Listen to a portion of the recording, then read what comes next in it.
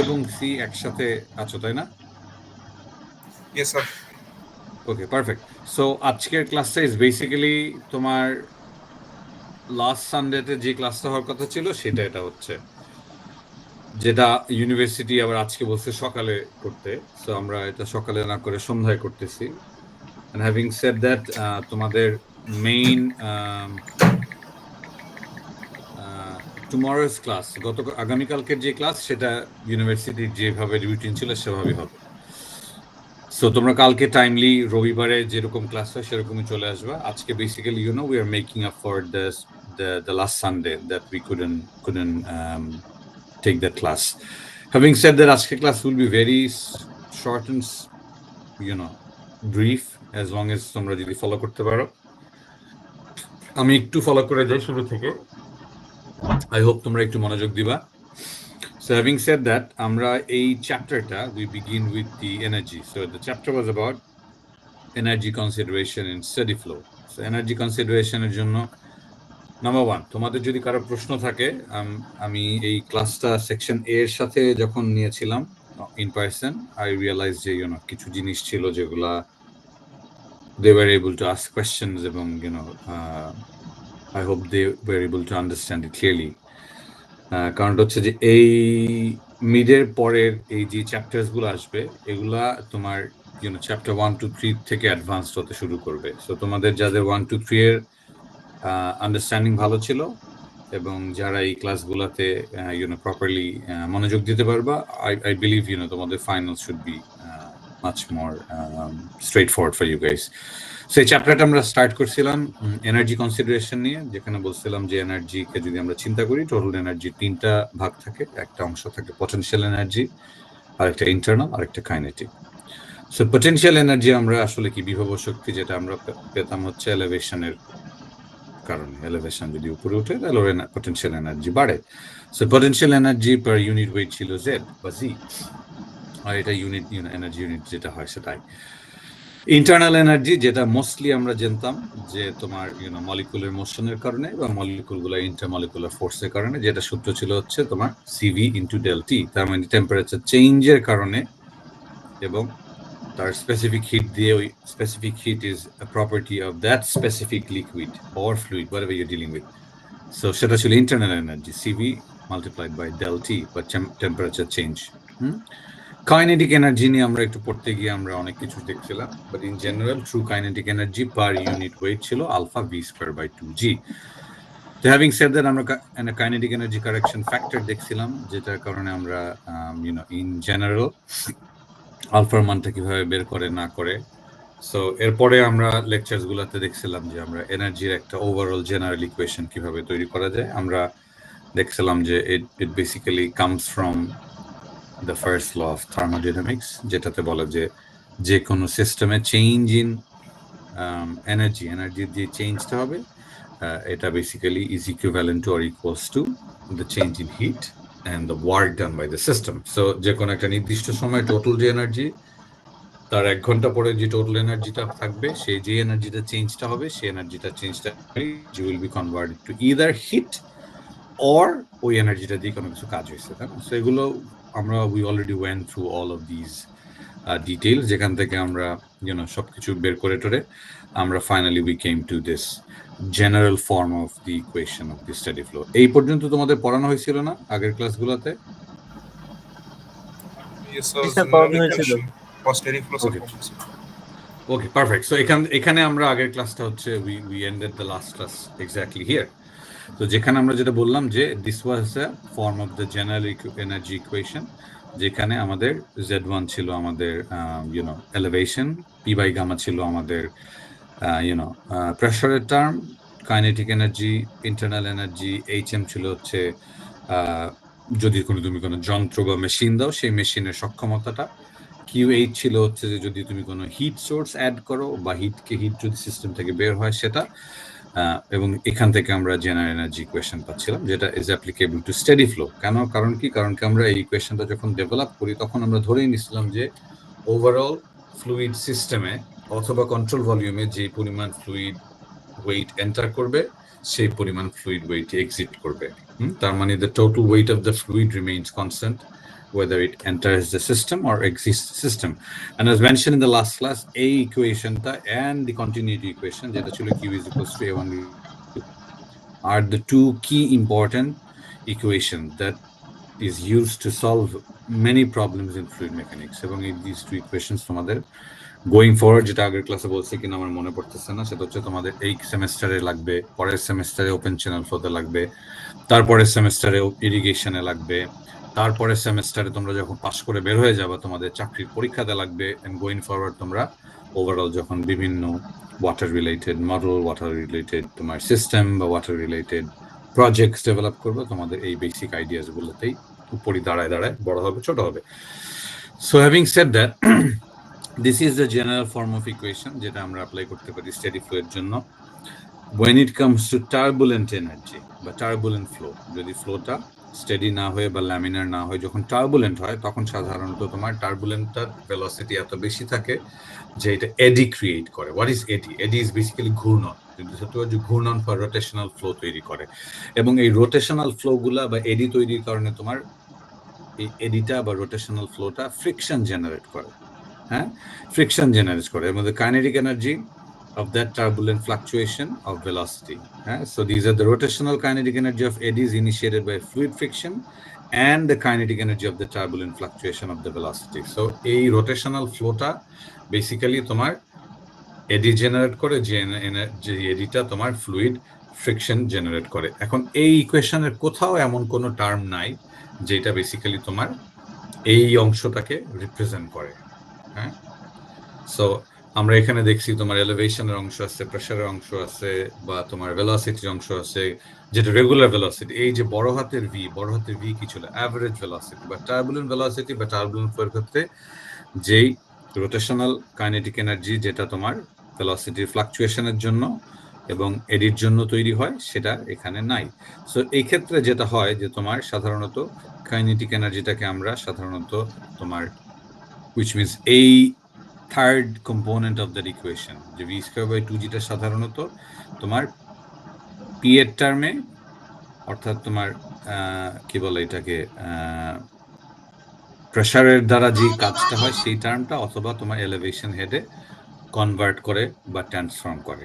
হ্যাঁ, সাধারণত। হ্যাঁ, কিন্তু কাইনেটিক এনার্জির ক্ষেত্রে আমরা অ্যাকচুয়ালি যেহেতু ফ্রিকশন জেনারেট করে, এটা অ্যাকচুয়ালি হিটের একটা সোর্সে বা থার্মাল এনার্জিতে চলে যায়, এবং থার্মাল এনার্জি বা তাপ রিলেটেড এখানে একমাত্র টার্ম হচ্ছে ইন্টারনাল এনার্জি। ঠিক আছে? সো টার্বুলেন্ট ফ্লো এর ক্ষেত্রে ইকুয়েশন তোমার অ্যাপ্লাই করতে হলে তোমাকে বেসিক্যালি আই এর উপরে জোর দিতে হবে, কিংবা আই এর একটা চেঞ্জেস করতে হবে, অথবা আই কে বাড়াইতে বা কমাইতে হবে। হ্যাঁ, that is one way you can do it. আর এই ফ্লোটার ক্ষেত্রে তুমি যদি দিস ইজ দ্য এখানে গামা 1 এবং গামা 2 বদলাচ্ছে, গামা 1 গামা 2 বদলাচ্ছে, তার মানে কি এখানে আমরা অ্যাকচুয়ালি কম্প্রেসিবল ফ্লুইড নিয়ে ডিল করতেছি, যেটার স্পেসিফিক ওয়েট সেকশন 1 এ একরকম, সেকশন 2 তে আরেক রকম। হ্যাঁ, তো সেক্ষেত্রে আমাদের যদি গামা 1 গামা 2 দেওয়া থাকে তাহলে তো খুবই ভালো, বাট যদি না দেওয়া থাকে, ইন দ্যাট কেস আমাদেরকে অ্যাকচুয়ালি প্রেসার বা ভলিউম বা টেম্পারেচার এগুলো থেকে আমাদের বেসিক্যালি গামা 2 বা গামা 1 এর মান বের করে নিতে হবে। However, having said that, these are all theories. What I'm telling you right now are theories, practical consideration, যে কিভাবে আমরা অ্যাকচুয়ালি চিন্তা করি as an engineer, as a fluid mechanics expert or whatever you call it, এইভাবে চিন্তা করা যাচ্ছে কিভাবে বাস্তব জীবনের ঘটনাগুলোকে, which means বাস্তব জীবনে যেভাবে ফ্লো মুভ করতেছে বা ফ্লুইডটা তোমার মুভ করতেছে with specific velocity, with specific energy and other physical characteristics of that flow, সেটাকে কিভাবে আমরা গাণিতিকভাবে এক্সপ্রেস করতে পারি। হ্যাঁ, সো এই ইকুয়েশনটাতে যদি তোমার ধরো চিন্তা করো, ইফ দ্যাটস এ পাইপ, যে পাইপটা ধরো তোমার একটা সেকশন থেকে আরেকটা সেকশনে, ধরো তোমার মহাখালী থেকে ধরলাম তেজগাঁ পর্যন্ত যাচ্ছে, যেখানে এলিভেশনের খুব বেশি পরিবর্তন হচ্ছে না, ইন দ্যাট কেস আমরা Z1 Z2 এর মান সমান হবে, এবং আমরা তুমি এইখানে এই Z1 Z2 টার্মটাকে তুমি জিরো হিসেবে ধরে নিতে পারো। So you can simplify this equation. For example, যদি তোমার এমন ভাবে তোমার কন্ডুট বা যেই পাইপ, হ্যাঁ, যেই পাইপ বা যেই টিউব বা যেই ভেসেল দিয়ে তোমার ফ্লুইডটা ফ্লো করবে, সেটা যদি ইনসুলেটেড হয়, তার মানে তাপ বেরো হচ্ছে না, তাপ ঢুকতেছেও না, সেক্ষেত্রে আমাদের QH টার্মটাকেও আমরা জিরো করতে পারি। যদি if there is no machine between the two sections of that flowing fluid, তাহলে আমরা কি HM টাকেও জিরো ধরতে পারি, হ্যাঁ। So this is the general form of equation, energy equation for steady flow. তুমি যদি টার্বুলেন্টের জন্য এটাকে ব্যবহার করতে চাও, তাহলে তোমার আই টার্মটাতে তোমার ওই অ্যাডিশনাল এডির কারণে যেই কাইনেটিক এনার্জি অ্যাড হতে পারে সেই কম্পোনেন্টটা বের করতে হবে বা অ্যাড করতে হবে। তোমার যদি এলিভেশন সমান হয় দুইটা সেকশনের মধ্যে, তাহলে তোমার Z1 Z2 মান সমান, সেই টার্মটাকেও তুমি বাদ দিয়ে দিতে পারো। আমাদের যদি ওয়েল ইনসুলেটেড হয় বা টেম্পারেচার যদি তোমার বাইরে ভিতরে একই রকম হয়, তার মানে কি কোনো তাপ আদানও হচ্ছে না, প্রদানও হচ্ছে না, তাই না? সেক্ষেত্রে আমার QH টার্মটাকে আমরা জিরো ধরতে পারি। যদি আমাদের কোনো machine like pump, turbine, compressor, any of this things তারা যদি না থাকে, তাহলে আমার HMটাকেও আমরা শূন্য ধরতে পারি। ইউজুয়ালি তোমার লিকুইডকে বা পানিকে আমরা কি বলি? Relatively incompressible. তোমাদের চ্যাপ্টার 1 এর যাদের মনে আছে যে মার্কারি পানির চেয়ে, তোমার মার্কারিকে এক ধরনের PSI দিলে ওর মধ্যে একটা এক্সপ্যানশন বা কম্প্রেনশন যতটুকু হয়, বা লিকুইডের ক্ষেত্রে সাধারণত তোমার ভলিউমেট্রিক এক্সপ্যানশন খুব কম হয়। ওর উপর তুমি যদি টেনসাইল স্ট্রেস দাও বা ওর তুমি যদি বল প্রয়োগ করো বা চাপ দাও, তার উপর দিয়ে তোমার খুব বেশি সে এক্সপ্যান্ড কম্প্রেস হয় না, যে কোনো আমরা লিকুইডকে বলতাম relatively or almost incompressible. Gas বা ভ্যাপারের ক্ষেত্রেও সাধারণত দেখা গেছে যে তোমার যদি স্পেশালি পাইপ ফ্লো এর ক্ষেত্রে খুব বেশি তোমার অ্যাকচুয়ালি চেঞ্জ হয় না। In many of this cases আমরা অ্যাকচুয়ালি ইনকম্প্রেসিবল ধরলে গামা 1 আর গামা 2 কেও আমরা কনস্ট্যান্ট ধরতে পারি, যে একই গামা, খুব বেশি অ্যাকচুয়ালি চেঞ্জ হচ্ছে না। সেকশন 1 থেকে সেকশন 2 তে একই গ্যাস যাচ্ছে, বা সেকশন 1 থেকে সেকশন 2 তে একই লিকুইড যাচ্ছে। সো ইন দোজ কেসেস তুমি অ্যাকচুয়ালি গামা 1 গামা 2 এর জায়গায় শুধু গামা লিখলে হবে। তোমাদের যাদের লাস্ট চ্যাপ্টারে মনে আছে বা লাস্ট লেকচারে মনে আছে যে দি মোমেন্টাম কারেকশন ফ্যাক্টর বা কাইনেটিক এনার্জি কারেকশন ফ্যাক্টর আলফার মানটা আমরা টার্বুলেন্ট ফ্লো এর জন্য, turbulent flow in pipe, not turbulent flow in the ocean, হ্যাঁ। এখানে এই জিনিসগুলো তোমাদের অ্যাটলিস্ট রিয়েল লাইফের ঘটনাগুলো বোঝার জন্য এই জিনিসগুলো বোঝা উচিত।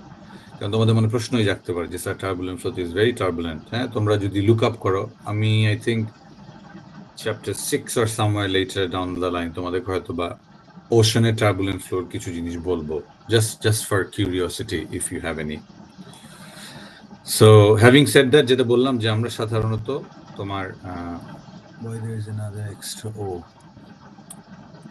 so to simplify, so alpha মানটা আমরা টার্বুলেন্ট ফ্লো ইন পাইপ আমরা ধরতাম হচ্ছে 1.06 বা 1.03, which is actually very close to তোমার 1. সো সেক্ষেত্রে তুমি আলফা মানটা যদি 1 ধরো, এই ইকুয়েশনটাকে তুমি v²/2g লিখতে পারো, হ্যাঁ। ল্যামিনার ফ্লো এর ক্ষেত্রে আমরা আলফা মানটা ধরতাম 2, ইফ ইউ রিমেম্বার, আলফা মান 2 ধরতাম। বাট সাধারণত দেখা যাচ্ছে এখানে একটা স্পেস হবে, স্পেস হলে আবার গন্ডগোল করে, what about this, তাও গন্ডগোল করে, আচ্ছা এখন গন্ডগোল করতেছে না। অলরাইট, সো ল্যামিনার ফ্লো এর ক্ষেত্রে আমরা আলফা মানটা 2 ধরতাম। বাট সাধারণত ল্যামিনার ফ্লো এর ক্ষেত্রে আমরা জানি যে ভিসকোসিটির চেয়ে ভেলোসিটির ইম্প্যাক্ট অনেক কম, বা ভেলোসিটি অনেক কম, যে কারণে ফ্লোটা ল্যামিনার বা লেয়ার ফ্লো করে। তার মানে কি ভি এর মানটা অ্যাকচুয়ালি বেশ কম। তো ভি এর মানটা কম থাকার কারণে, এবং দেখা যাচ্ছে রিয়েল লাইফ ভ্যালুসগুলো যখন আমরা এইসব ইকুয়েশনে পুট করি বা পুট ইন করি, তখন দেখা যাচ্ছে যে তোমার v²/2g যে টার্মটা থাকে সেটা অন্য টার্মগুলোর চেয়ে অনেক কম হয়ে যায়। সেক্ষেত্রে তুমি আলফার মান 1 ধরো বা 2 ধরো, খুব বেশি এরর হয় না। সো ইভেন তুমি ল্যামিনার ফ্লোর ক্ষেত্রে তুমি actually as an engineer you can simplify this equation, হ্যাঁ। সেক্ষেত্রে তোমার থাকে না, এখানে আলফা মানটাও চলে যায়, গামা 1 আর গামা 2 এর জায়গায় গামা লিখতে পারো। সো তুমি অ্যাকচুয়ালি আরো সিম্পলিফাই করতে পারো। This is a philosophy that engineers I have seen, আমার এক্সপেরিয়েন্সে আমি দেখছি যে সায়েন্টিফিক বা সায়েন্সের অংশটুকু আমরা যখন ইঞ্জিনিয়াররা আমাদের কাজের জন্য নিয়ে আসি বা ব্যবহার করি, তখন আমরা অনেক সিম্পলিফাইড একটা ফর্মে নিয়ে আসি, so we can apply this equations for to solve real life problems. কিন্তু যদি আমরা প্রসেস বুঝতে চাই, অ্যাজ ইন অ্যাকচুয়ালি কিভাবে কাজ করে, অ্যাকচুয়ালি টার্বন ফ্লো এর জন্য কি এটা থাকতে পারে নাকি, কিংবা যেমন ধরো পৃথিবী তো ঘুরতেছে, পৃথিবী ঘোরার কারণে একটা সব ফ্লোর মধ্যে তো একটা রোটেশনাল ইফেক্ট থাকবে, যেটাকে আমরা বলি করিওলিস ইফেক্ট। সো এই ধরনের প্রসেস কিভাবে আমি অ্যাড করতে পারবো, উইচ ইজ পিওর ফিজিক্স বা পিওর সায়েন্স, সেই ধরনের কেসেসে অ্যাকচুয়ালি তোমার এই জিনিসগুলোকে আমরা আরো বেশি গুরুত্ব দিয়ে দেখবো। But for now as an engineer আমরা কিন্তু অ্যাকচুয়ালি এই ইকুয়েশনগুলোকে ছোট করে বা তোমার আরো শর্টেন বা আরো সিম্পলার করতে পারি। এটার মূল উদ্দেশ্য হচ্ছে so we can apply this to solve real world problems.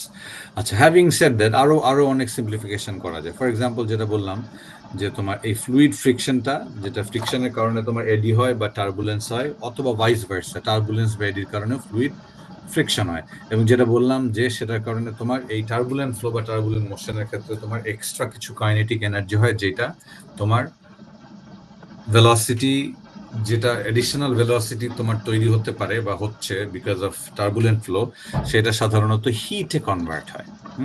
So সেক্ষেত্রে তোমার বেসিক্যালি থার্মাল এনার্জিতে একটা কম্পোনেন্ট অ্যাড করতে হয়।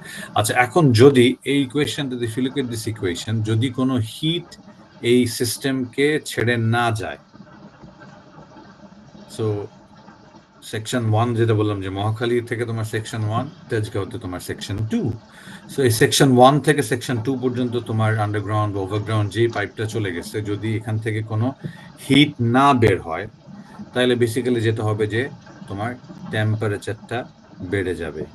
হ্যাঁ, বিকজ তোমার ফ্লোয়ের কারণে বেসিক্যালি তোমার যদি এডিশনাল ফ্রিকশন তৈরি হয় বা ফ্রিকশনের কারণে তোমার দেখা গেছে কি যে ওই ফ্রিকশনের এনার্জিটা কনভার্ট হবে হচ্ছে থার্মাল এনার্জিতে। এই ধরনের কেসেসে তোমার দেখা যায় যে I2টা, which is the internal energy at section 2, section 1 এর চেয়ে বেশি হয়। ঠিক আছে? সো যদি সিস্টেম থেকে কোনো হিট না বের হয়, যে হিটটা বের হয়ে হয়তো বা থাকে না, টেম্পারেচারটাকে ও সমান রাখতো, কনস্ট্যান্ট রাখতে পারতো, সেক্ষেত্রে তোমার I2 আর I1 সমান হয়, যে ইন্টারনাল এনার্জি সমান, বিকজ যে তোমার ও তরলটা বা লিকুইডটা প্রবাহের কারণে যে তাপ উৎপন্ন হতে পারে ঘর্ষণের কারণে, হ্যাঁ, সো যখন when it moves, ও কি তোমার পাইপের সাথে ও ঘর্ষণ হচ্ছে, ফ্রিকশন হচ্ছে। যদি ফ্রিকশনটা নেগলিজেবল হয় তাহলে ডিফারেন্ট কথা, যে না ফ্রিকশন তেমন হচ্ছেই না। বাট যখন সাধারণত ফ্রিকশন হয়, কোনো ক্ষেত্রে ফ্রিকশন it is negligible, কোনো ক্ষেত্রে friction is not negligible. That depends on তোমার পাইপের কোয়ালিটি, তোমার ফ্লোয়ের design consideration, all of many of the things যেটা রিয়েল লাইফে আসবে। সো যেটা বললাম, যদি সেকশন 1 থেকে সেকশন 2 তে যদি কোনো হিট সিস্টেমে কন্ট্রোল ভলিউমটা থেকে না বের হয়, তাহলে আমাদের তাপমাত্রাটা বেড়ে যাবে। কারণটা হচ্ছে ফ্রিকশনটা কনভার্ট হবে হিটে। ইন দোজ কেসেস তোমার I2, অর্থাৎ সেকশন 2 তে তোমার যে ইন্টারনাল এনার্জি হবে সেটা সেকশন 1 এর চেয়ে বেশি হবে।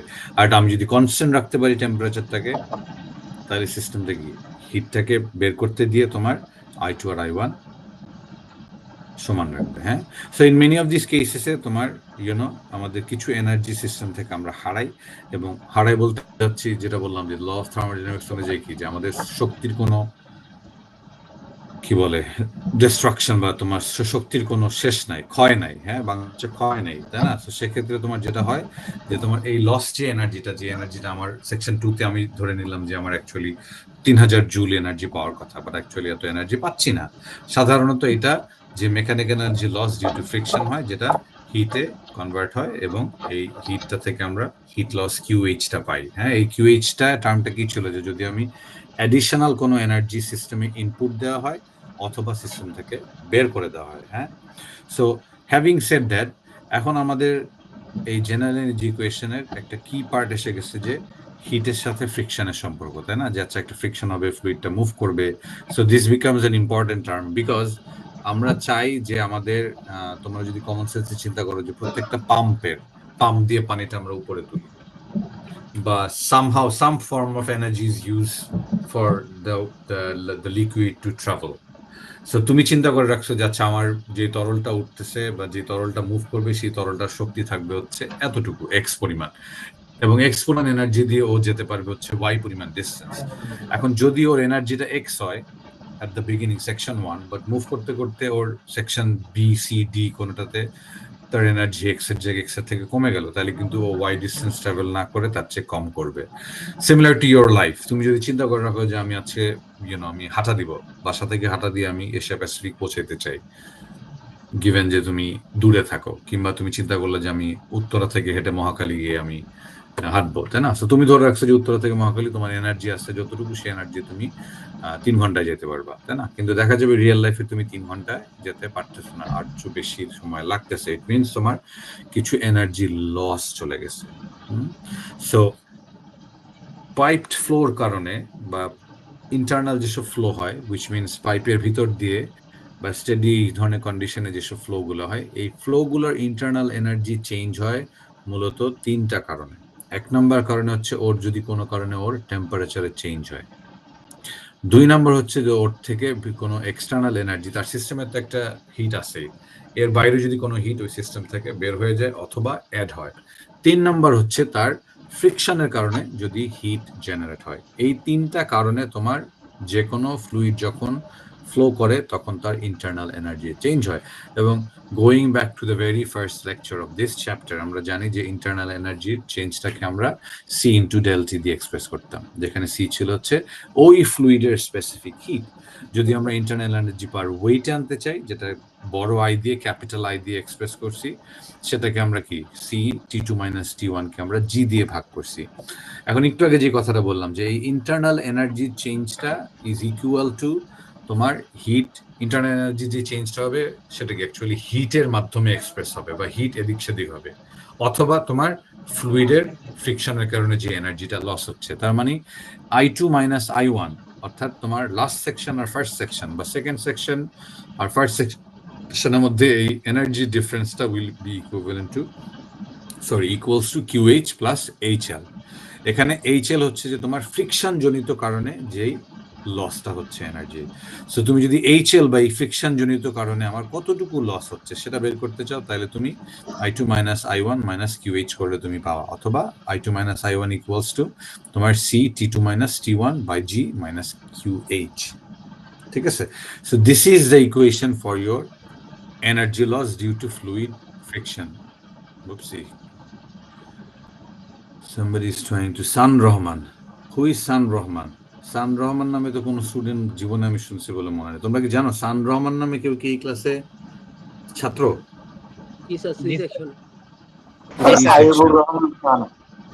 আইবুর রহমান সান। আচ্ছা, সে কেন অন্য আইডি দিয়ে ঢুকতে যাচ্ছে? Anyway, so let him enter. ওকে এন্টার করতে দিলাম। আচ্ছা, হ্যাভিং সেড দ্যাট, যেটা বললাম যে তোমার যদি সিস্টেম থেকে হিটটা রিমুভ হয়ে যায়, সো তুমি যদি এই ইকুয়েশনটা চিন্তা করো, এই জাস্ট এই ইকুয়েশনটা যদি এখান থেকে QH এর মান নেগেটিভ থাকে, তাইলে তোমার বেসিক্যালি কি QH-টাকে তুমি ইন্টারনাল এনার্জি ওইদিকে নিয়ে যেতে পারবা, তাই না? তার মানে তখন এই যে ফ্রিকশন লস তোমার যতটুকু হওয়ার কথা তার চেয়ে বেশি হবে। হ্যাঁ, ঠিক আছে। সো এবং তোমার যদি QH-টা পজিটিভ হয়, তাহলে সেক্ষেত্রে তোমার টেম্পারেচারটা সেকেন্ড সেকশনে বেশি হবে। হ্যাঁ, যদি তুমি হিট অ্যাড করো তাহলে টেম্পারেচারটা সেকেন্ড সেকশনে বেশি হবে। Anyway, so having said that, আমরা বেসিক্যালি যেটা করতে পারি, এই ইকুয়েশনটাতে আমরা কি ছিলাম যে আমরা এই I2 মাইনাস I1 কে এক্সপ্রেস করতে পারছি QH ইকুয়ালস প্লাস HL দিয়ে। এখন তুমি যদি QH-টাকেও এই সাইডে নিয়ে যাও, তাহলে আমরা HL এর ইকুয়েশন পাই কি I2 minus I1 minus QH। আমরা যদি এখন আমাদের পুরনো ইকুয়েশনে চলে যাই, এই ইকুয়েশনে আমার I2, I1 এবং QH কে যদি বাদ দিই, তাহলে আমরা এটা প্রত্যেকটাকে একসাথে কম্বাইন ওয়েতে HL হিসেবে লিখতে পারি ফ্রম দ্য লাস্ট স্লাইড। হ্যাঁ, হ্যাভিং সেড দ্যাট, যদি দুইটা সেকশনের মধ্যে, তার মানে আমরা ইকুয়েশনটাকে আরো সিম্পলিফাই করে ফেলতে পারলাম যে যদি দুইটা সেকশনের মধ্যে কোনো মেশিন না থাকে, ওর মধ্যে যদি তুমি অ্যাডিশনাল কোনো হিট এক্সটার্নালি গেইনও করলা না, লুজও করলা না, তাইলে আমরা P1 গামা বা plus Z1 V1 square by 2G P2 gamma এই এখানে একটা HL বা হেড লসে, এটাকে বলে হেড লসের টার্মকে অ্যাড করতে পারি।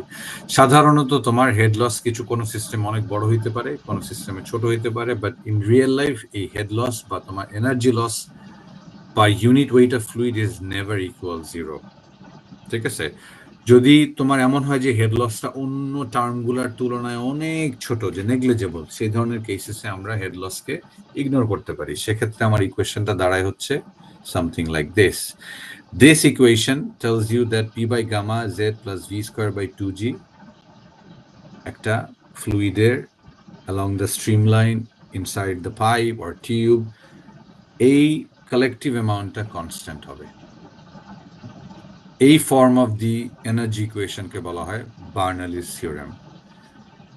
ইট is named after the scientist, যার নাম ছিল ড্যানিয়েল বার্নলি। উনি বেসিক্যালি তোমার এই জিরো ফ্রিকশন ইনকম্প্রেসিবল ফ্লুইডের জন্য এই form of the equation apply করতে পারছেন, এবং এই ইকুয়েশন তখনই অ্যাপ্লাই করতে পারবা যদি তোমার ফ্লুইডটা ইনকম্প্রেসিবল হয়। তার মানে হচ্ছে along its flow line, streamline or wherever it's flowing, ওর গামাটা বা ডেন্সিটিটা পরিবর্তন হচ্ছে না, প্লাস ওর যে ফ্রিকশনের যে ইফেক্টটা সেটা অনেক ছোট।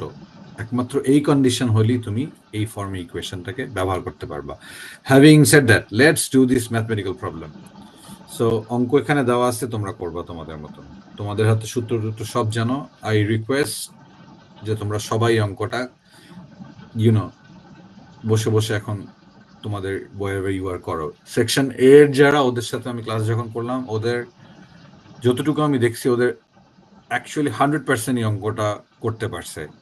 নট যে ওরা আমার সাহায্য ছাড়া বা আরেকজনের সাহায্য ছাড়া পারে নাই, ওরা অন্যজনের সাহায্য নিয়েই পারছে, কিন্তু ওরা করে ফেলছে। অ্যান্ড আই হোপ ওদের জন্য এটা খুব ভালো হবে, কারণ এর পরের অঙ্কগুলো আর একটু কঠিন হওয়া শুরু করবে। হ্যাঁ, সো এই অঙ্কটা যদি তোমরা এখনই প্র্যাকটিস করো, in that case তোমাদের later in this chapter or in this course things will be easier. So তোমাদেরকে যদি অঙ্কটা আমি একটু বলে দেই, এখানে কিছুটা করে দেওয়া আছে, তোমরা যারা পারবা তারা হচ্ছে মানটা আমার সাথে মিলাবা। হ্যাঁ, মানটা আমার এখানে ভুলও হইতে পারে, I don't think it's wrong, because section 1 এর সাথে যখন এর সাথে যখন করা গেছে, ওদের সাথে আমার উত্তর মোটামুটি হুবহু মিলে গেছে।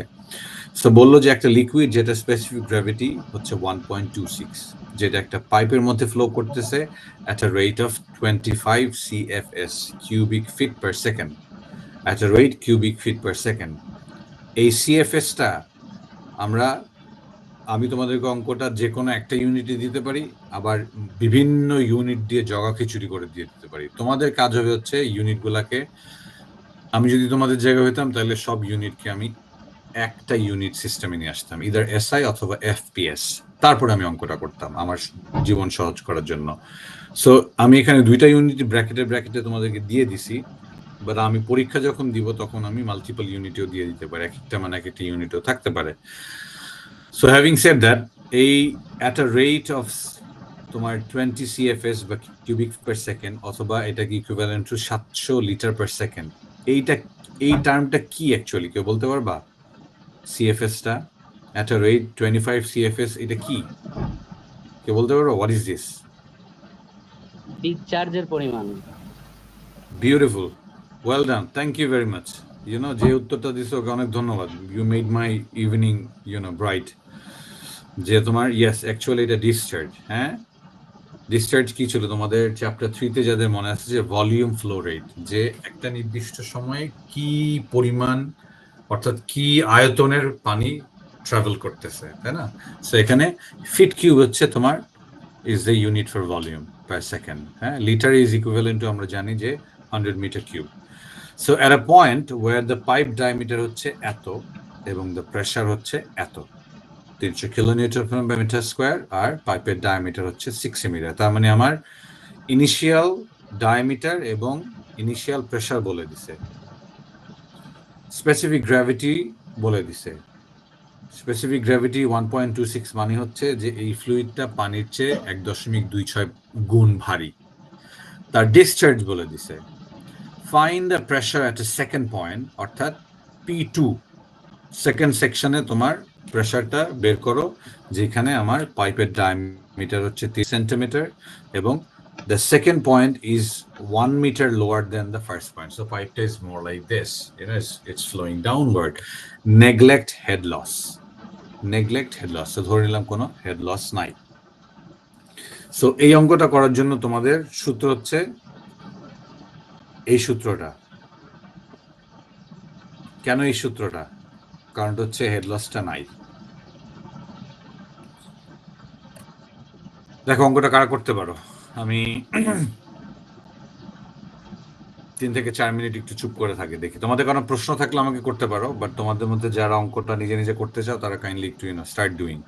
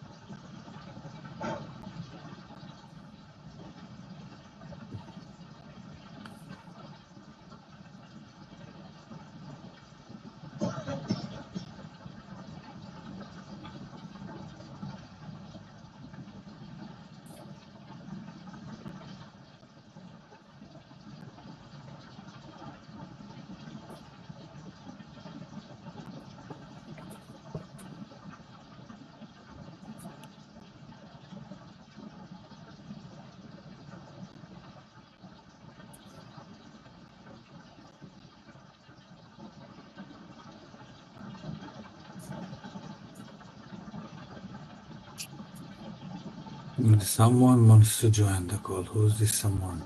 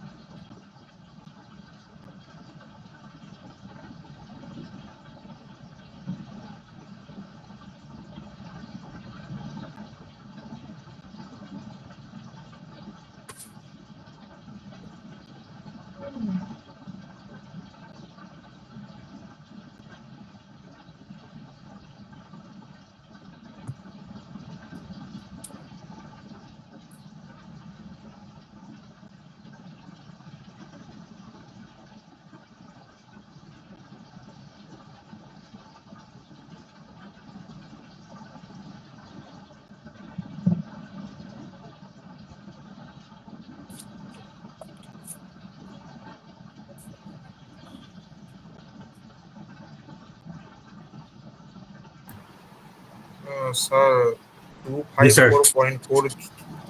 254.4 kiloliters, sir. Kilonewton per millimeter square. 294, sir. Wonderful. Mithil, thank you very much. I'm really happy যে তুমি you're doing it. আমি আরো দুইজন যদি উত্তর দিতে পারে তাহলে আমি পরের স্লাইডে চলে যাব। স্যার এখানে এই যে ওই স্পেসিফিক ওয়েট ওয়াটার এটা কি স্যার আলাদা করে বের করতে হবে না? এটা তো আমরা জানি 9.8। থ্যাংক ইউ অরিম, অনেক অনেক ধন্যবাদ। তোমরা অলরেডি জানো। হ্যাঁ, আমি এখানে কনভার্সনটা দিয়ে দিয়েছি। আই ডোন্ট নো, জাস্ট যদি কেউ কনভার্সন করতে চাও, যেমন ধরো এটা সহজ উপায় হচ্ছে যে আমরা পানির গামাটা জানি 9.8, তাই না? সো 9.8 কে তুমি 1.26 দিয়ে গুণ দিলেই কিন্তু ওই লিকুইডের গামা পেয়ে যাবে, তাই না? জি স্যার। পারফেক্ট। সো এটা অলরেডি জানো। সো প্রথম লাইন যেটা আমার স্লাইডে দেখতে, সেটা অ্যাকচুয়ালি তোমাদের লাগবেই না, যারা তোমার অলরেডি জানো। বাট যারা জানো না তাদেরকে জীবনের এই কষ্টটা দিয়ে যেতে হবে। স্যার পিএসআই তে করলে স্যার 38.6 আসে। 38.6 চলবে। 38.4 আমার আসছিল মনে হয়, আর 38.6 পারফেক্ট। মিথিল,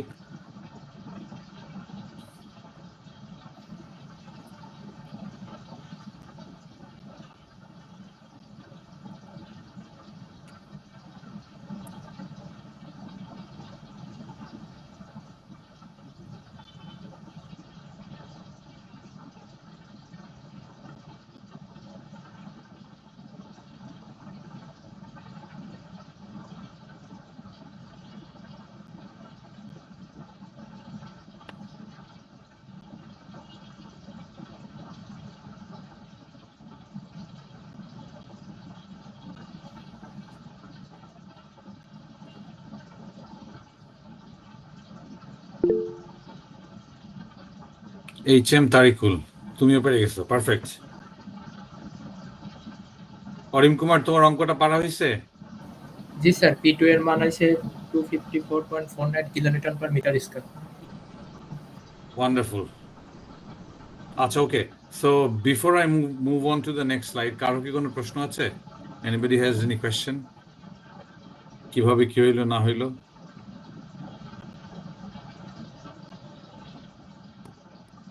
ওকে, ধরে নিলাম কারো কোনো প্রশ্ন নাই। তোমরা যারা করতেছো তাদেরকে I can guarantee you it will help you not just in the course but with your exam preparation. The moment তুমি যখন পরীক্ষার প্রিপারেশনে বসবা তখন দেখবা যে এই জিনিসগুলো will come handy. তোমার মাথায় অলরেডি এই জিনিসগুলো তুমি অলরেডি করে ফেলছো, তাই না? আর যারা মনে মনে ভাবতেছো যাও এমনি এমনি হচ্ছে, তাদেরকে বলি যে তোমরা যারা মনে মনে করে পরীক্ষার হলে গেছিলা মিড টার্মে, তাদের মিড টার্মের অভিজ্ঞতাটা মনে রাখলেই হবে যে অ্যাকচুয়ালি মনে মনে তুমি করে গেছো, সেক্ষেত্রে তুমি অঙ্কটা অধিকাংশ ক্ষেত্রে পারো নাই। এবং তোমাদের খাতা আমি এখনো ফুললি দেখি নাই, বা তোমাদের মার্কস দিলে যারা মনে মনে করতেছো তারা বুঝতে পারবা। আর যারা মনে মনেও করতেছো না, হাতে হাতেও করতেছো না, তাদের অনেকে হয়তো বা আগামী সেমিস্টারে আমার সাথে, আমি যদি বেঁচে থাকি এই ইউনিভার্সিটিতে এই চাকরিতে থাকি, তাহলে তোমাদের অনেকের সাথে আমার আগামী সেমিস্টারে দেখা হবে। এবং আমার পূর্বের অভিজ্ঞতা থেকে আমি দেখছি যে এদের অনেকের সাথে আমার দেখা হয়েছে। And I don't want that to happen. আমি অ্যাকচুয়ালি চাই না যে তোমাদের মধ্যে এই মানুষগুলোর সাথে একই ক্লাসে আবার দেখা হইতে, রাস্তায় দেখা হইতে পারে, ইউনিভার্সিটিতে দেখা হইতে পারে, অন্য ক্লাসে দেখা হইতে পারে, but not in this class. But unfortunately অনেকে আসবা, ইটস জাস্ট আ ওয়ার্নিং তোমাদের জন্য যে do it. So let me quickly go through how this math has been done. এবং যারা তারপরে বুঝবা না তারা এই যে মিথিল, অরিম আর আরেকজনকে ছিল জানি, ওর নামটা আমি চ্যাট বক্সেও দিছিল, তুইন রহমানও করতে পারছে, ভেরি গুড। সো তুইন রহমান, তারপরে তারিকুল ইসলাম নাইম, ওদের থেকে তোমরা শিখে নিও। They are your guide at least for this mathematical problem. So এখানে খুব সিম্পল। এখানে আমার মূল সূত্রটা কি ছিল? মূল সূত্রটা ছিল হচ্ছে P1 by gamma Z1 V1 square by 2G should be this. আচ্ছা, আমার Z1 আর Z2 বলে দিচ্ছে যে Z1 Z2 এর চেয়ে 1 মিটার উপরে, তাই না? সো তুমি এইখানে Z1 এর মান যদি 1 ধরো, এটাকে 0 ধরতে পারো। এটাকে যদি তুমি 2 ধরো, এটাকে 1 ধরতে পারো, whatever you do। বা তুমি Z2টাকে এদিকে নিয়ে আসলে এখানে 1 ধরতে পারো। P1 এর মান আমার অলরেডি দেওয়া আছে, গামার মান আমি জানি না, কিন্তু বলে দিছে কি আমার ওই ফ্লুইডটা বা লিকুইডটা পানির চেয়ে 1.26 পরিমাণ ভারী। সো আমি জানি যে SI ইউনিটে পানির গামা হচ্ছে 9.8 kilonewton per metre square. In that case তুমি 9.8 কে তুমি যদি 1.26 দিয়ে গুণ করো তাইলে তুমি পেয়ে যাবে। আচ্ছা, V1টা আমাদের বলে দেয় নাই, V2ও বলে দেয় নাই, তাই না? কিন্তু আমরা কন্টিনিউটি ইকুয়েশন থেকে জানি যে স্টেডি ফ্লো এর ক্ষেত্রে Q equals A1 V1 equals A2 V2। আমাদের কিউটা বলে দিছে। সো তুমি যদি কিউ কে A1 দিয়ে ভাগ করো তাহলে V1 পাবা, তুমি যদি কিউ কে A2 দিয়ে ভাগ করো তাহলে তুমি V2 পাবা। That is what it has been done in this final equation. হ্যাঁ, যেখানে আমার ডিসচার্জ ছিল তোমার 700 লিটার্স পার সেকেন্ড, যেটাকে আমি যদি মিটার কিউব পার সেকেন্ডে আনি 1000 দিয়ে ভাগ করলে তাইলে আমি 0.7 কে এরিয়া দিয়ে ভাগ দিলাম, আমি 2.48 পেয়ে গেলাম। তুমি যদি সিমিলার ওয়েতে 0.7 কে একই এটা দিয়ে ভাগ করো, এটা এখানে 0.3 বিকজ হচ্ছে ওর ডায়ামিটার 0.3, তুমি যদি 60 দিয়ে ভাগ করো তাহলে তুমিও 60 দিয়ে ভাগ হবে না, এটা প্রথমটাতে হচ্ছে 60 বলে তুমি রেডিয়াসটা হয়ে গেছে তোমার 0.3, আর এটার ক্ষেত্রে হবে 0.15, তাহলে তুমি V2 পাবো। এখানে লেখা V2 ইকুয়ালস 4V1, কেন? কারণটা হচ্ছে এখানে ডায়ামিটারটা অর্ধেক হয়ে গেছে, এবং ডায়ামিটার অর্ধেক হওয়া মানে হচ্ছে রেডিয়াস 4 গুণ হয়ে গেছে, তাই না? সো ডায়ামিটার স্কোয়ারটা তখন রেডিয়াসের রেশিওটা তোমার 2 স্কোয়ার হয়ে যাবে যখন এরিয়া নিব। সো এই ইকুয়েশন বসাই দিলে তোমাদের অ্যাকচুয়ালি 254 বা 255 আশেপাশে মান আসবে। আর তুমি যদি FPS ইউনিটে চলে যাও তাহলে তোমার আসবে 32.4 or something. So it's a very straightforward mathematical problem, যেটা তোমাদের at least এই যে বার্নারিজ ইকুয়েশনটা তোমাদের মোটামুটি মাথায় চলে আসবে। জি স্যার। স্যার, এই আগের ম্যাথটাতে আলফার ভ্যালু লাগবে না? আগের ম্যাথটাতে আলফার ভ্যালু লাগবে না, ভেরি গুড কোয়েশ্চেন। আগের ম্যাথটাতে যেহেতু আমি আমি যদি তোমাদের এই কোর্সের টিচার হিসেবে কথা বলি তাহলে হচ্ছে যে লাগবে না, কারণ আমি আলফা নিয়ে কথা বলি নাই। বাট যদি তোমাদেরকে একজন ইঞ্জিনিয়ারের মতন করে কথা বলি তাহলে বলবো অবশ্যই লাগবে। সেক্ষেত্রে আমাদের নির্ণয় করতে হবে যে আলফার মানটা কি আমাদের আমরা কি ল্যামিনার কিনা বা তোমার কি বলে টার্বুলেন্ট কিনা। যে ক্ষেত্রে তোমাদেরকে বলছিলাম যে এই কোনো ফ্লো ল্যামিনার নাকি টার্বুলেন্ট, এটা আমরা ডিটারমাইন করি একটা সংখ্যা দিয়ে, যে সংখ্যাটাকে বলে রেইনল্ডস নাম্বার। রেইনল্ডস নাম্বার যদি 2000-এর বেশি হয় তাহলে তোমাদেরকে ওইটা কি ল্যামিনার হবে, তখন তুমি আলফার মানটা কিন্তু অ্যাড করতে হবে। সো যেহেতু আমি এই অঙ্কে বলে দেইনি তোমাদের এই কোর্সের জন্য, এই পরীক্ষার জন্য যেহেতু আমি বলি নাই, লাগবে না। কিন্তু যদি বাস্তব জগতে যখন তোমরা করবা, the more accurate your estimate, the better your design and real life flow will be, and that's very important. তুমি যদি রিয়েল লাইফে চিন্তা করো, যে আমি যেমন আগের সেকশনকে বলছি যে তোমরা দেখবা যে ফার্ম গেট কি anywhere you go in Dhaka city there will be a Dhaka Wasa pump, দেখবা যে লোকাল পাম্প থাকে। ইভেন আমাদেরটা ফার্ম গেটেটা হচ্ছে ঠিক আনন্দ সিনেমা হলের অপোজিটে, দেখবা যে বাসগুলো যেখানে থামে ওই জায়গায় একটা ছোট্ট পাম্প আছে। সো এই পাম্পগুলো বেসিক্যালি যেটা কি করে, যে মেইন যে ফ্লো লাইন থাকে সেখান থেকে ও বেসিক্যালি রিজিয়নের লোকাল যে ফ্লোগুলো ও করে। সো যদি আমার এই পাম্পগুলার ওভারঅল আমার এস্টিমেশনটা যদি যত অ্যাকুরেট হবে তত হচ্ছে কি, আমার ধরো যদি পাম্পটা এখানে হয় আর তোমার বাসা যদি হয় রাজার বাজার, বা তোমার বাসা যদি হয় ইন্দিরা রোডের ভিতরে কোথাও, তাই না? সো দেখবা যে তোমার পানিটার ফ্লো অনেক জায়গায় একই পাইপের আন্ডারে কোনো জায়গায় পানির ফ্লো আছে, কোনো জায়গায় পানির ফ্লো নাই, কারণ কি প্রেশার নেই, তাই না?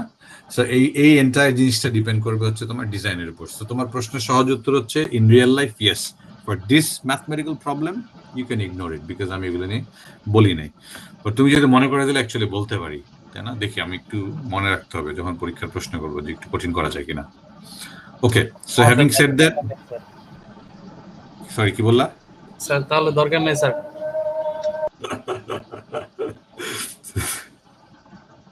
এনিওয়ে না মনে কঠিন হবে না তো, পারবা তো, তোমাদের পারা উচিত। কঠিন কঠিন জিনিস পারলে তো তোমরা আরো শক্তিশালী হবা। আচ্ছা, সো এই অঙ্কটা খুবই সিম্পল, খুব ছোট অঙ্কটা দেখি বুঝতে পারতেছো। তোমরা যারা করবা ভালো, না করলে কোনো সমস্যা নেই। এই অঙ্কটার জন্য আমি খুব বেশি জোর দিব না। যেমন এই অঙ্কটা বলছে যে ওয়াটার, পানি হচ্ছে যে তোমার এটা পানি, সো এটা একটা 1.5 মিটারের ডায়ামিটারের পাইপ দিয়ে এত ডিসচার্জে যাচ্ছে। বললো প্রতি 1000 over 1000 meter length the head loss due to friction is measured as 20 meter. দেখো this is a very important statement, যে বললো প্রতি 1000 মিটার অর্থাৎ প্রতি 1 কিলোমিটারের তোমার হেড লস হচ্ছে তোমার 20 মিটার। তার মানে হচ্ছে যে তোমার যদি ধরে নিলাম যে বিজয় সরণি থেকে কারণ বাজার ধরলাম 1 কিলোমিটার, বিজয় সরণি থেকে কারণ বাজার 1 কিলোমিটারের কম বেশি হবে, ধরে নিলাম 1 কিলোমিটার। সো যদি আমার এই লেন্থ 1 কিলোমিটারের যদি পাইপটা যে পরিমাণ পানি যাওয়া উচিত ছিল, এই পাইপের সিস্টেমে 10 মিটার কিউব পার ডিসচার্জে তোমার হেড লস হচ্ছে 20 মিটার। তার মানে অ্যাকচুয়ালি পানিটা যাবে হচ্ছে 980 মিটার পর্যন্ত, বাকি 20 মিটারে কিন্তু পানিটা যাচ্ছে না, তাই না? Because of the head loss. So what's the increase in water temperature assuming no heat enters or leaves the system.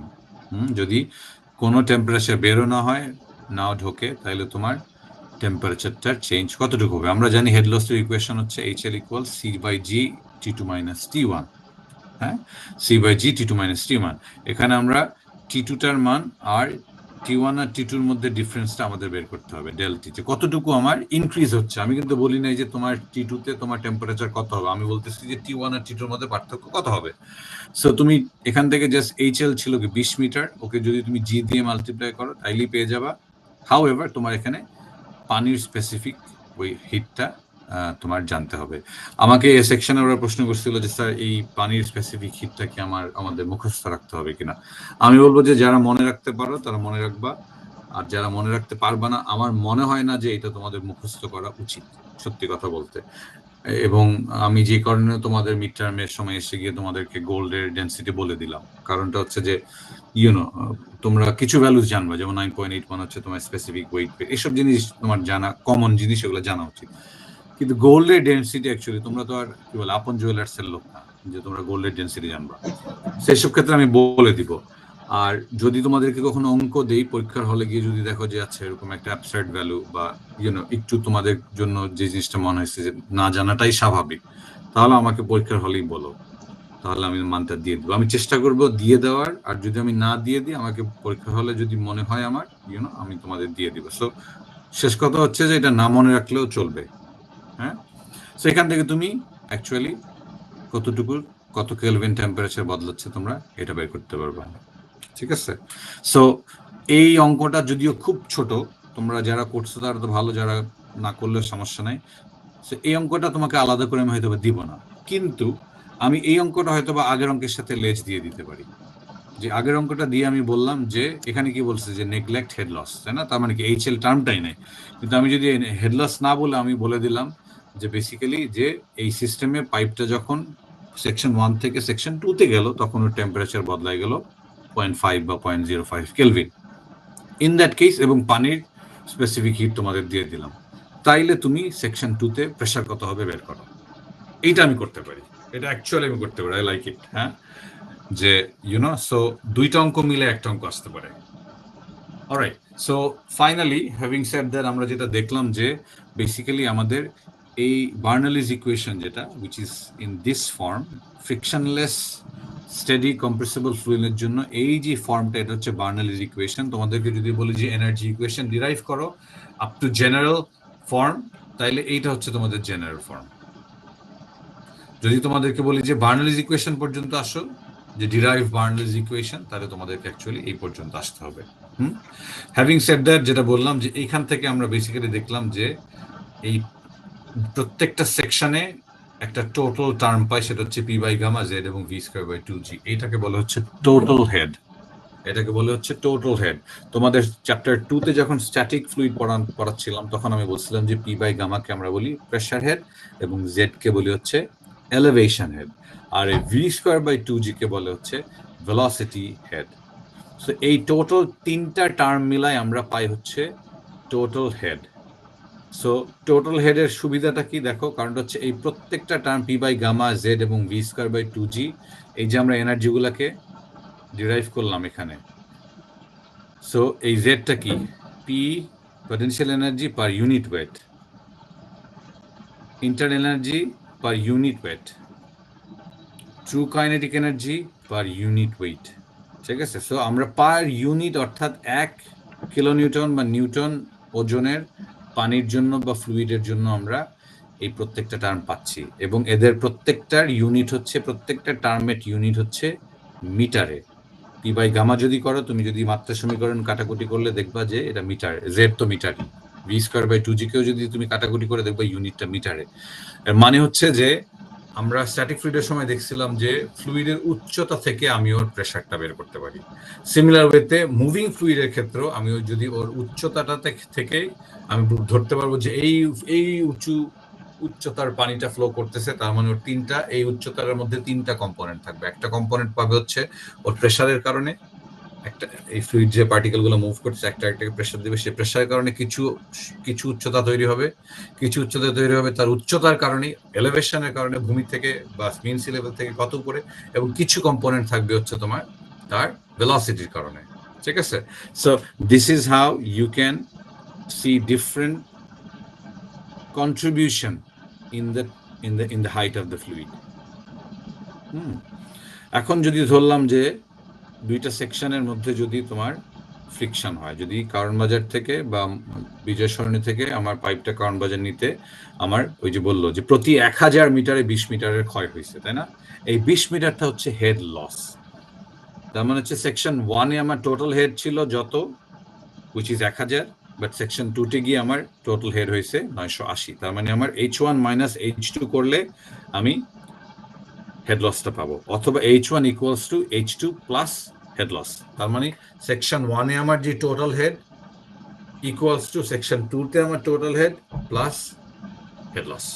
ঠিক আছে, সো এই জিনিসটা খুবই ইম্পর্টেন্ট, বিকজ এখানে আমরা ফ্লুইডের ফ্লোটাকে, ফ্লো থেকে তোমার বা ফ্লো এর উচ্চতা থেকে আমরা টোটাল এনার্জিটা বের করতে পারি, 1 নাম্বার। 2 নাম্বার হচ্ছে এই ডিফারেন্ট কোন কম্পোনেন্টটা কতটুকু তোমার কন্ট্রিবিউট করে টোটাল ফ্লো এর মধ্যে, সেটা বের করতে পারি, যেটা সবচেয়ে ইম্পর্টেন্ট। কারণটা কি? কারণটা হচ্ছে যে ধরো তুমি কোনো জায়গায় দেখলে যে তোমার পানিটা প্রপারলি যাচ্ছে না, ধরলাম কারণ বাজার থেকে বা তোমার বিজয় সরণি থেকে কারণ বাজার যে পানিটা তোমার ওয়াটার ডিস্ট্রিবিউশন সিস্টেম, যেগুলো ওয়াসা করে বা বিদেশি কনসালটেন্টরা করে বা দেশি কনসালটেন্টরাও করে।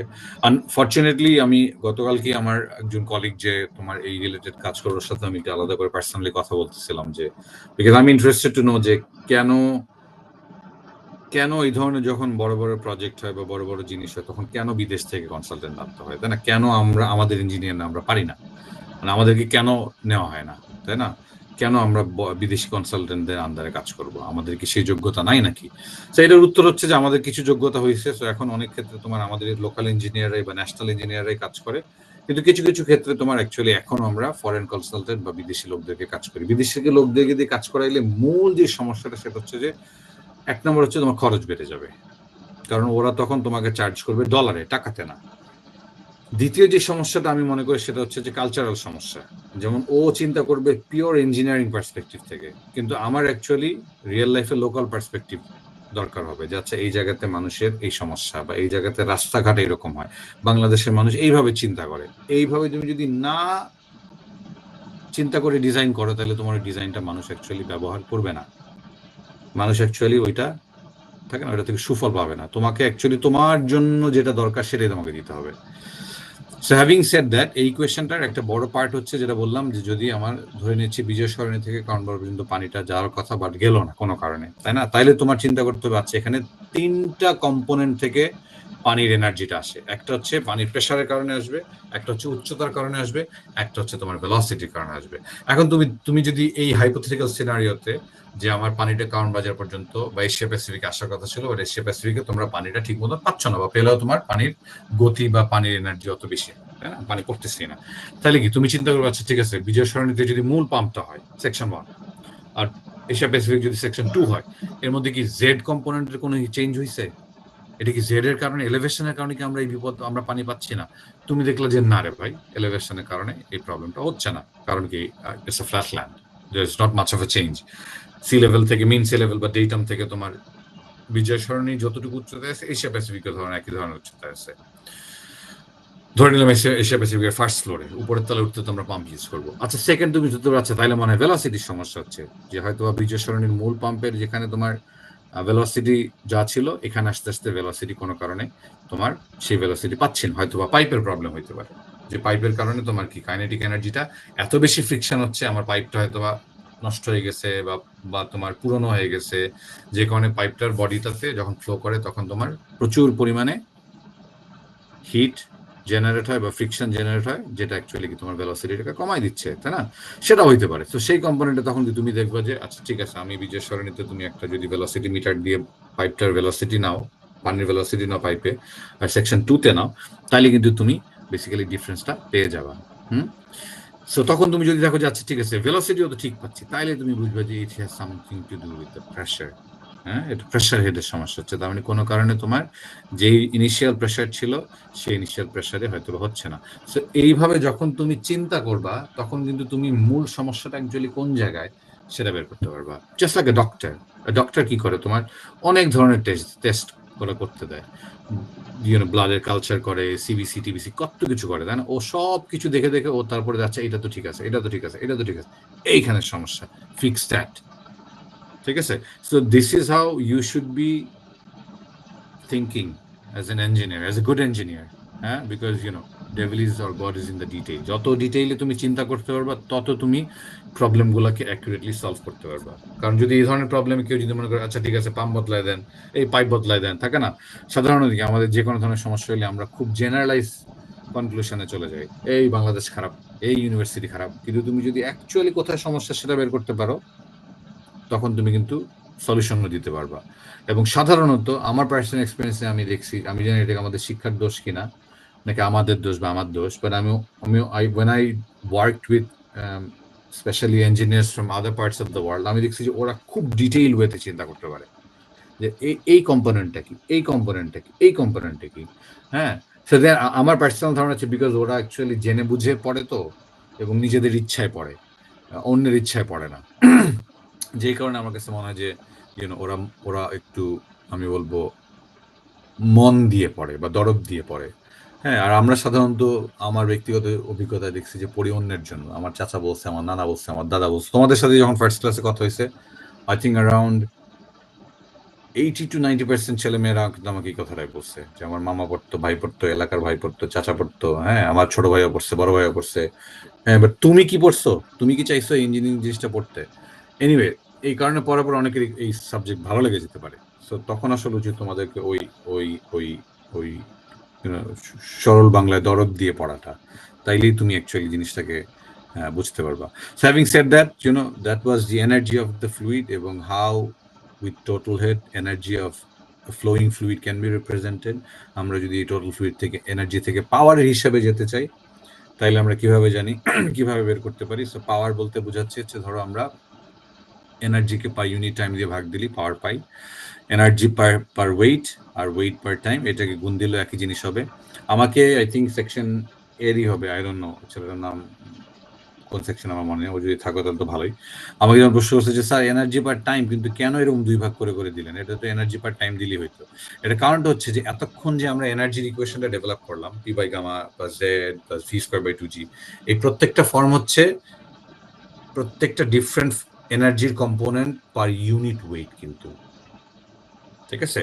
আর ওয়েট পার টাইম হচ্ছে ওয়েট ফ্লো রেট, যেটা আমরা চ্যাপ্টার 3-তে পড়ছিলাম। সো আমাদের টার্মগুলো এইভাবে বলে আমরা অ্যাকচুয়ালি এই টার্ম অনুযায়ী আমরা লিখতেছি, এবং সেক্ষেত্রে আমরা এই টোটাল হেডকে তুমি যদি ওয়েট ফ্লো রেট দিয়ে মাল্টিপ্লাই করো, তাইলে তুমি হচ্ছে পাওয়ার পাবা। আর ওয়েট ফ্লো রেটকে আমরা কি গামা বা কিউ, গামা ইন্টু কিউ দিয়ে লিখতে পারি, কারণ কিউ হচ্ছে কি ভলিউম ফ্লো রেট বা ডিসচার্জ।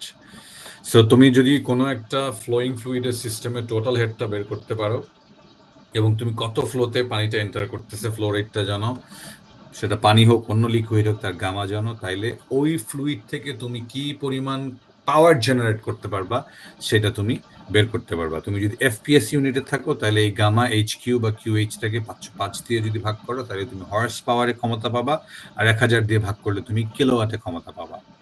এই ইকুয়েশন দিয়ে তোমার as of now to the best of my knowledge hydro power বা যে কোনো জায়গাতে যখন পাওয়ার জেনারেট করা হয়, কিংবা তুমি কোন পাম্পটা দিবা, যেটা বললাম যে ধরলাম বিজয় সরণি থেকে আমি চাই যে কারওয়ান বাজার পর্যন্ত যতগুলা বিল্ট এনভায়রনমেন্ট আছে, as in university, hospital, school, অনেক কিছু কিন্তু এখানে, মানুষের বাসা, দোকান, হ্যাঁ, repairing shops, name it. So প্রত্যেকটাতে আমি চাই যে তোমার প্রপার পরিমাণে পানি চাক, তাই না? তার মানে কি আমার পাম্পের যে ক্ষমতা, পাওয়ারটা, এটা আমাকে খুব খুব পারফেক্টলি মেজার করতে হবে, হ্যাঁ, কারণ এগুলোর সাথে সবকিছু সম্পর্ক আছে।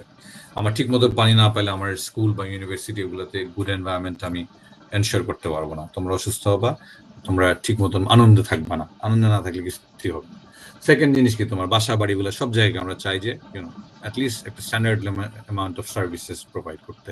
সো এই পাম্পের যে এনার্জিটা কি হবে, বা তুমি যদি বাংলাদেশে যেমন কাপ্তাই খুব বেশি আমাদের টোটাল এনার্জির জন্য কাপ্তাই, আমরা তো আসলে এত উঁচু পাহাড়ি দেশ না, হ্যাঁ, কিন্তু তারপরে যদি তুমি থাকে না বাড়াইতে চাও, কমাইতে চাও, বা অন্য কোনো নদী থেকে আসলে আমরা হাইড্রো পাওয়ার জেনারেট করতে পারি নাকি, তাই না? এই ইনিশিয়াল এস্টিমেট গুলা কিন্তু তুমি এই ইকুয়েশন দিয়ে করতে পারবে।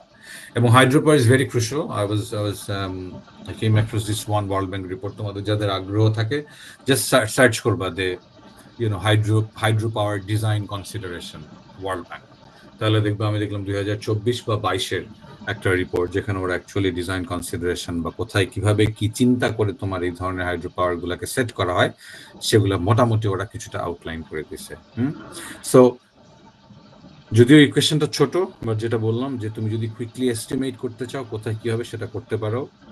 আই উইশ তোমাদের এই কোর্সটাতে হয়তো বা সম্ভব হবে না, বাট যদি এমন হতো যদি আমি একটা ক্লাস প্রজেক্ট তোমাদেরকে দিতে পারতাম যে not practical, more like theoretical consideration নিয়ে তোমরা বিভিন্ন জিনিস চিন্তা করে আসতে পারো, তাহলে ভালো হতো। এবং আরেকটা জিনিস যে যে তোমাদের জব সেক্টর কিন্তু তোমার এই মাল্টিল্যাটারাল ডেভেলপমেন্ট ব্যাংকগুলা কিন্তু প্রচুর পরিমাণে সিভিল ইঞ্জিনিয়ার হায়ার করে, whether you know it don't no.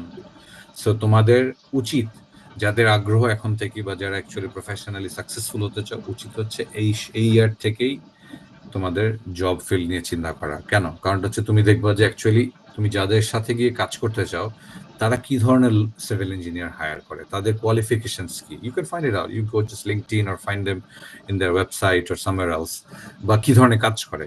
তো যেটা আমি তোমাদেরকে বললাম, ওয়ান এডিশনাল থিং এই থিওরি থেকে বাস্তব জীবনের, সেটা হচ্ছে আইডিবি, ওয়ার্ল্ড ব্যাংক, তোমার ADB, Asian development bank, inter American IADB, বা African development bank, world bank, IMF, ওরা কিন্তু তোমার প্রচুর পরিমাণে সিভিল ইঞ্জিনিয়ার হায়ার করে। এটার মূল কারণটা হচ্ছে যে তোমার ওরা কি করে, আমাদের বিভিন্ন দেশগুলোকে ওরা ঋণ দেয় বা whatever, যা মন চাই করে, মানে আমাদের দেশগুলো থেকে চাই উন্নয়ন হোক বা ডেভেলপমেন্ট হোক। ডেভেলপমেন্ট বলতে আমরা বুঝি ইনফ্রাস্ট্রাকচার ডেভেলপমেন্ট হবে, তাই না? সেইগুলোর টাকাটা কি সরকারকে দেয়, সরকারি সংস্থাগুলোকে দেয় যারা এই কাজগুলো করবে। সরকারি সংস্থা বেসিক্যালি এই কাজগুলা ঠিকাদার বা কনসালটেন্ট বা কন্ট্রাকচুয়াল কাউকে দেয়, তাই না? কিন্তু এই যারা মূল লোনটা দিচ্ছে ব্যাংকগুলা, তাদের ব্যাংকগুলোর মধ্যে তারা কিছু এক্সপার্ট সিভিল ইঞ্জিনিয়ার রাখে যারা পুরা চেইন অফ কমান্ডটাকে ফলো করে, যে অ্যাকচুয়ালি কি ঠিকভাবে করা হচ্ছে কিনা বা কিভাবে করা উচিত। ঠিক আছে? অনেক ক্ষেত্রে ওয়ার্ল্ড ব্যাংক বা এডিবি ওরা নিজেরাও হয়তো বা তোমার depending on how the contract is made, অনেক ক্ষেত্রে তারা হয়তো বা বলতে পারে যে না, আপনাদের যখন এলজিডি করবে আমরা তখন এটাতে দেখবো, আমরা গিয়ে দেখবো যে আপনারা কিভাবে করেন, বা আমাদেরও কোনো স্টেক থাকতে পারে। Anyway, so this is one more thing যেটাতে পাওয়ার ক্যালকুলেট করা যায়। এবং যেটা বললাম যে তোমরা যারা আগ্রহ আছে বা তোমরা এই রিলেটেড ক্যারিয়ারে থাকতে চাও, তারা এই ধরনের রিপোর্টস গুলা পড়ে দেখতে পারো, একটু নাড়াচাড়া করে দেখতে পারো। সো ইউ ক্যান সি যে কিভাবে তোমাদের এই আজকের যেসব থাকে না, একটা সপ্তাহান্তে শনিবারে ছুটির দিনে তোমরা 7টা থেকে 8টা পর্যন্ত বসে বসে সময় কাটাচ্ছ, তাই না? এই সময়টার কি অ্যাকচুয়ালি কোনো কাজ আছে নাকি? Having said that, the final part, এটা কি পড়াবো নাকি পড়াবো না? পড়াবো নাকি পড়াবো না?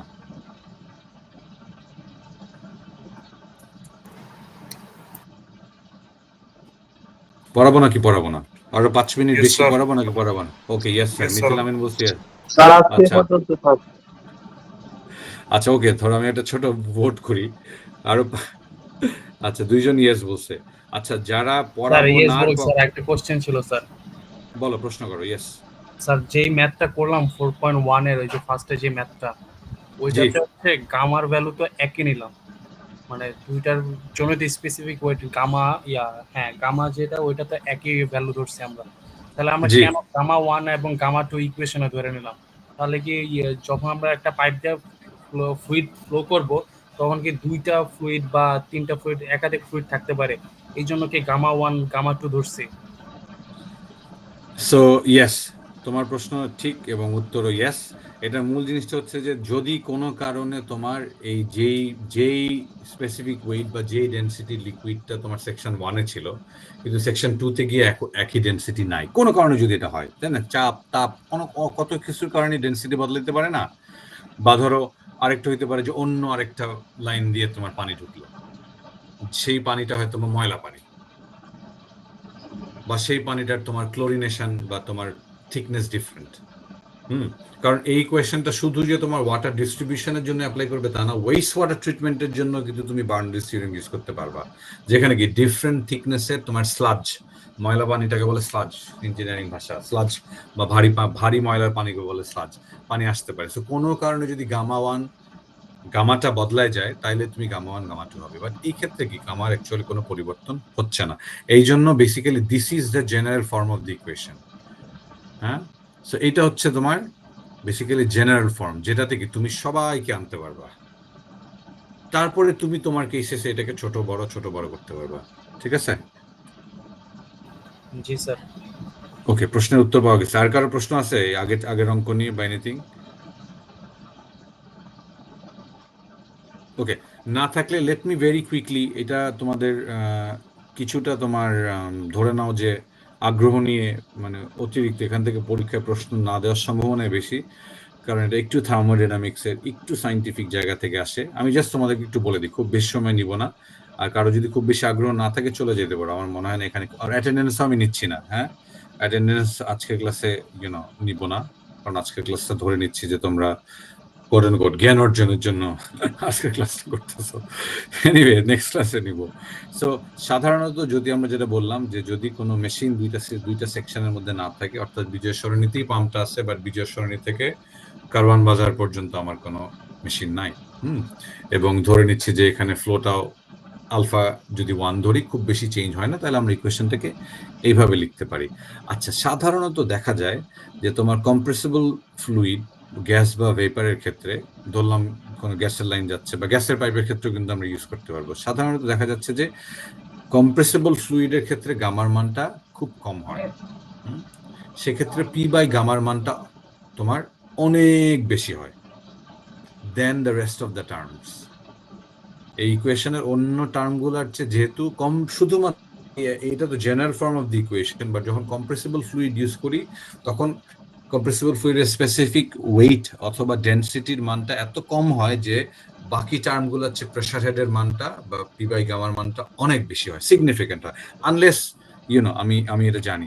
এবং দেখা গেছে যে এত বেশি হয় যে অনেক ক্ষেত্রে আমরা এই Z1 আর Z2 কে আমরা নেগলেক্টই করতে পারি, কারণ হয়তো বা উচ্চতা 3 মিটার থেকে 3.1 হয়েছে, তার মানে উচ্চতা চেঞ্জ হয়েছে 0.1, কিন্তু প্রেসারের টার্মটা হয়তো বা ধরো তোমার 2000, তা না? 2000-এর সাপেক্ষে এর টার্মটা খুব বেশি এমন হয় না, এবং সেক্ষেত্রে আমরা এই টার্মটাকে ইগনোর করতে পারি। তখন দেখো এই ইকুয়েশন, এবং যদি ধরলাম কোনো হিটও যদি আচ্ছা হিট থাকুক, যদি ধরি যে এই টার্মটা Z1 আর Z2 কে আমি ইগনোর করতে পারতেছি, তখন এই প্রেসার হেডের টার্মটা আর ইন্টারনাল এনার্জির টার্মটাকে আমরা একসাথে একটা টার্ম দিয়ে ইউজ করি, যেটাকে বলে এনথালপি। এটা এনট্রপি না, আমরা যেটা সেকেন্ড ইয়ার ইন্টারমিডিয়েট ফিজিক্সে পড়ছিলাম সেটা না, it's thermodynamic term. Enthalpy basically represent করে যে কোনো একটা সিস্টেমে, থার্মোডাইনামিক সিস্টেমে টোটাল এনার্জিকে এনথালপি দিয়ে প্রকাশ করা হয়, যে এনথালপি এত মানে হচ্ছে টোটাল সিস্টেম এনার্জি এত, এবং সেই এনার্জি দিয়ে কতটুকু হিট বা তাপের কাজ হতে পারে সেটা আমরা বের করতে পারি। সেক্ষেত্রে এই ইকুয়েশনটা আমরা সিম্পলিফাই করতে পারি যে H1 bar plus V1 square by 2G QH plus H2V square by 2G, তাই না?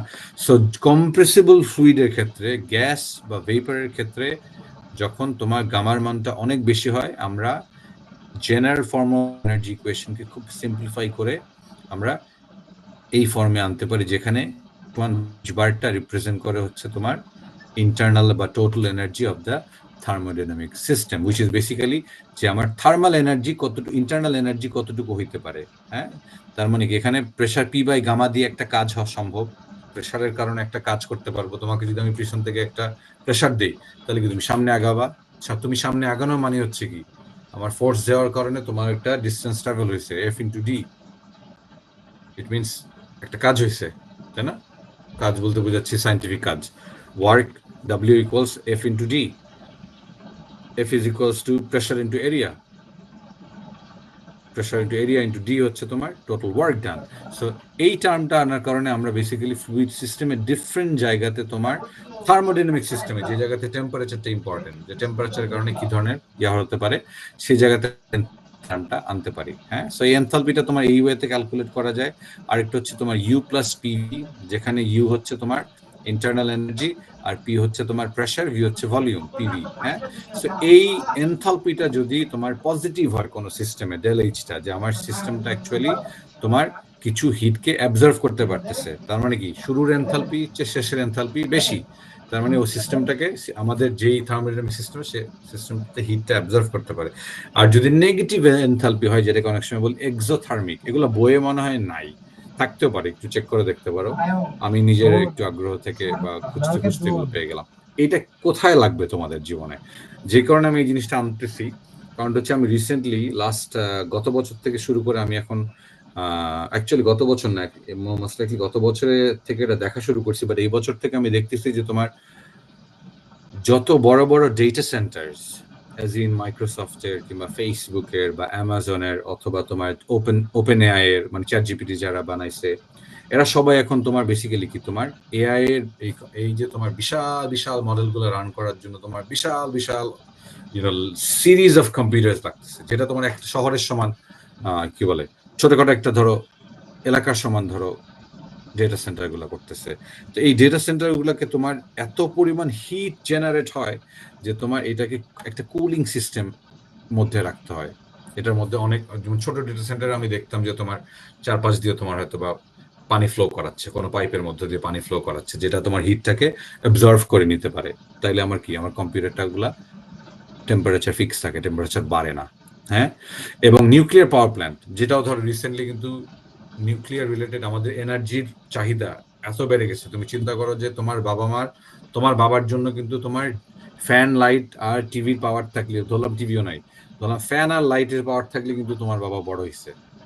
কিন্তু তোমার দেখো, ফ্যান, লাইট, তোমার মোবাইলের চার্জ লাগবে, তোমার ল্যাপটপের চার্জ লাগবে, তোমার যদি স্মার্ট অন্য ডিভাইস থাকে সেটার চার্জ লাগবে, তুমি ইউনিভার্সিটিতে বা যদি নিজের বাসায় এয়ার কন্ডিশনিং থাকে সেটার জন্য তোমার পাওয়ার লাগবে, এনার্জি লাগবে, তাই না?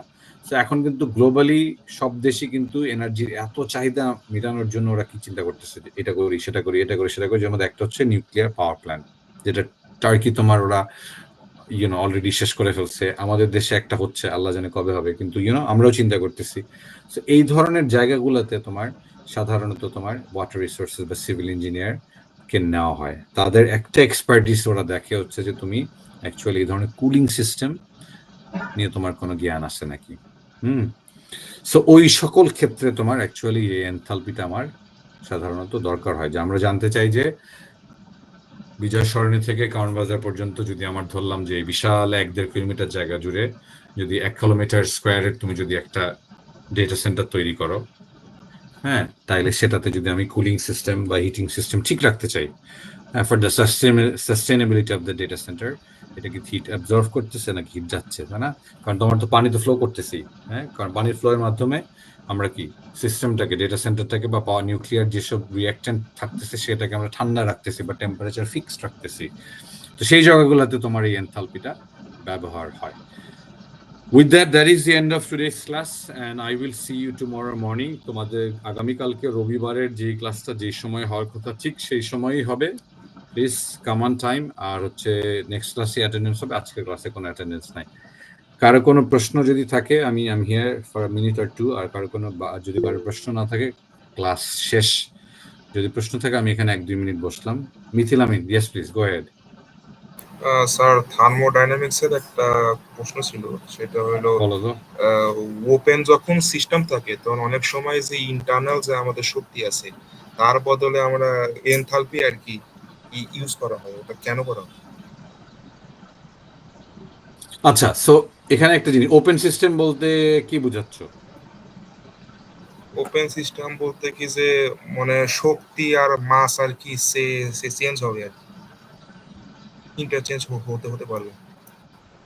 শক্তি আর মাস হচ্ছে তোমার, শক্তি আর মাস হচ্ছে ইন্টারচেঞ্জেবল। আচ্ছা, সেটাকে ওপেন সিস্টেম বলতেছো। সেখানে কারণ এনথালপি দরকার হয় সেটা বলতেছো? জি স্যার। আচ্ছা, শক্তি আর মাস হচ্ছে বদলাবে, সেখানে সেটাকে ওপেন সিস্টেম বলতে সেখানে কেন এনথালপি দরকার হয়। সো এই সকল এই ধরনের কন্ডিশনে to the best of my knowledge, কারণ আমি ওপেন সিস্টেম বলতে আমার মাথায় কমন প্রশ্ন যেটা আছে সেটা হচ্ছে তোমার open channel flow, which is what we see, নদী, নালা, খাল, গাছ, কি বলে তোমার সমুদ্র কিংবা মোহনা, এইসব জায়গাতে। বাট তুমি যেটাকে ওপেন সিস্টেম বলতেছো, সাধারণত তোমার এই এনথালপিটা দরকার হয় যেসব জায়গাতে আমাদের ফ্লুইডের টেম্পারেচারটা আমাদের জন্য প্রয়োজনীয়। শেষ।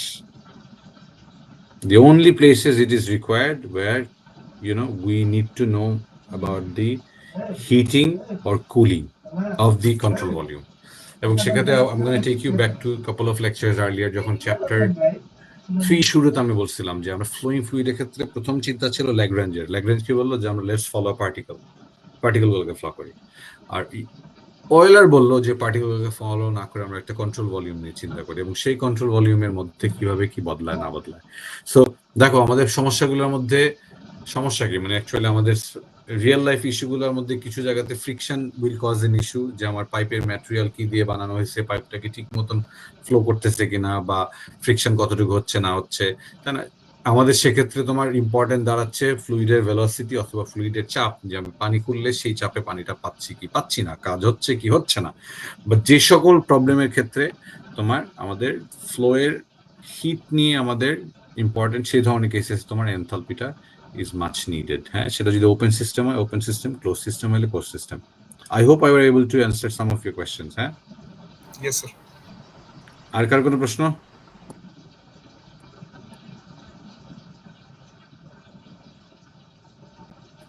All right, class শেষ। Thank you very much. I see you tomorrow.